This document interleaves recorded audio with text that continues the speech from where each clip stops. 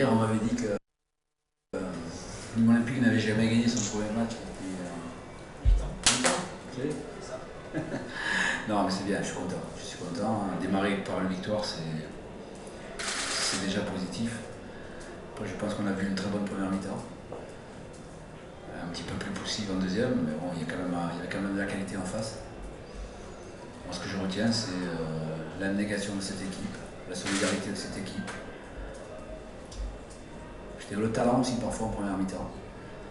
Donc il y a de quoi être satisfait, et il y a de quoi être optimiste, parce que je sais que je vais travailler avec un groupe qui est sain.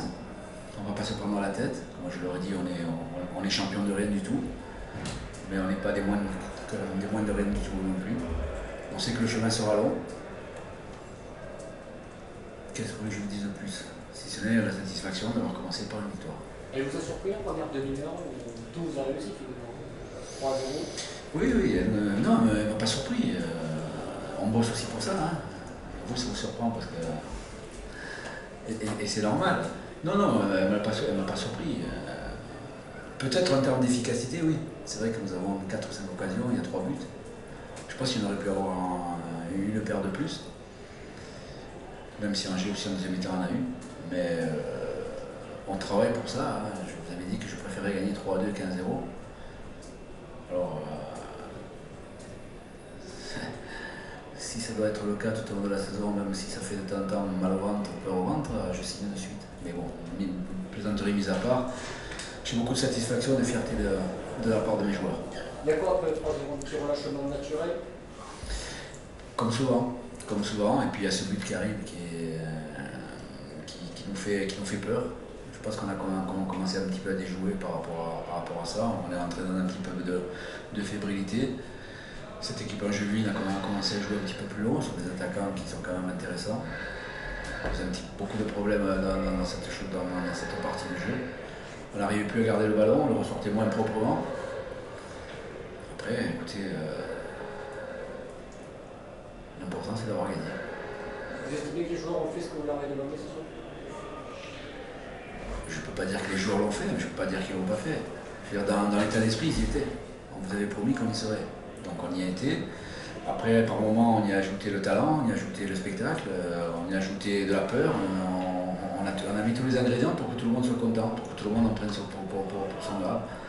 Mais après, oui, c'est conforme à ce que nous mettons en place aux entraînements.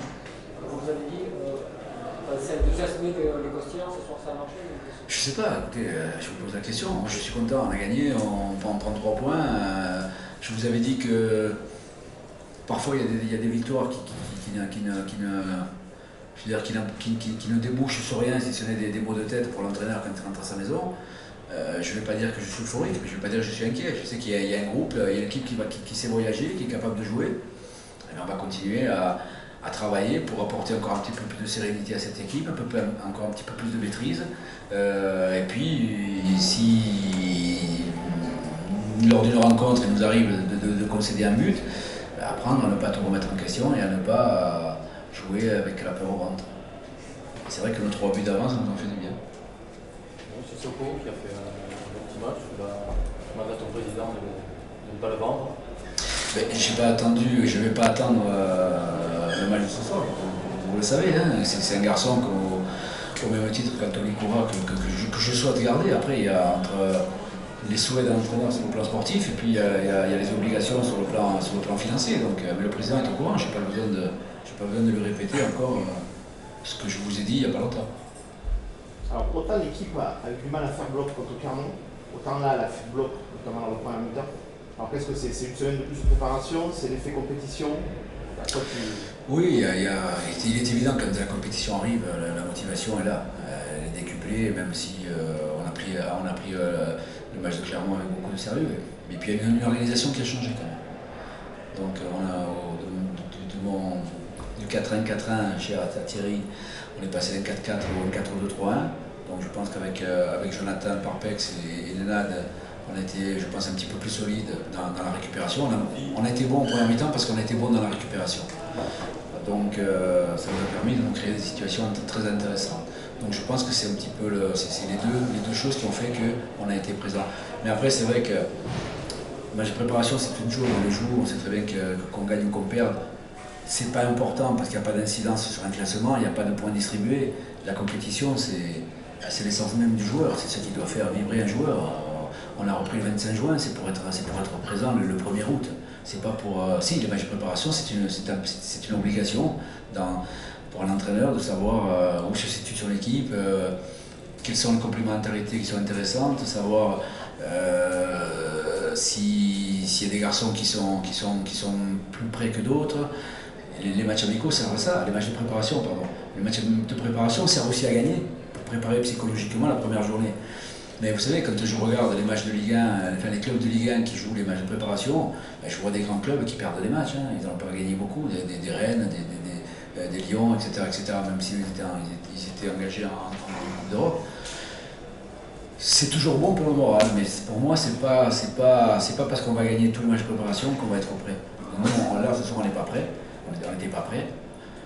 Mais la solidarité de cette équipe, l'abnégation a fait que, encore une fois, je suis content pour mes joueurs parce qu'ils le méritent. Le carton jaune de Maolida pour la bandelette, il y a eu une discussion après sur le banc. Mais parce que apparemment maintenant c'est interdit de sortir des bandelettes. Alors je ne le savais pas, c'est pour ça que j'ai demandé à Jérémy Stinat, le 4e arbitre, pourquoi le carton. Donc il m'a expliqué tout simplement qu'on n'avait plus le droit. Alors je lui ai demandé depuis quand, parce que peut-être comme je suis sorti du football depuis 3 mois, en 3 mois peut-être les règlements ont changé. Il m'a dit que c'était depuis l'année dernière, c'est la première fois que. Alors c'est vrai que Toafilou n'a pas beaucoup joué à Bastia, donc il n'a pas pu sortir les bandelettes, sinon on lui aurait interdit. Justement, sur Toafilou, il doit de première, lui, je ne suis pas décisif. Oui, c'est ce qu'on demande à un attaquant, en plus c'est un leader. Quand on voit son investissement, quand on l'entend parler dans le vestiaire, quand on l'entend encourager ses équipiers, et puis surtout c'est un exemple. Un joueur de son talent, de sa qualité, qui en plus fait des efforts sur le plan physique, on ne peut qu'être admiratif et on ne peut que le respecter. Et à partir de là, on ne peut que faire la même chose. Justement, pour le prochain match, Varion va être suspendu. Et oui, parce qu'il a fait un carton. Le carton, Marion? Oui. C'est Marion qui a pris le carton? Oui. Il sera suspendu pour Dijon. Pour Dijon, ça va passer en commission jeudi. Ça prend effet le lundi, c'est ça? Donc il sera suspendu pour Dijon. Eh bien, on commence bien. Merci. Merci. Bonne soirée, bon week-end. C'est repos ce week-end? Yes.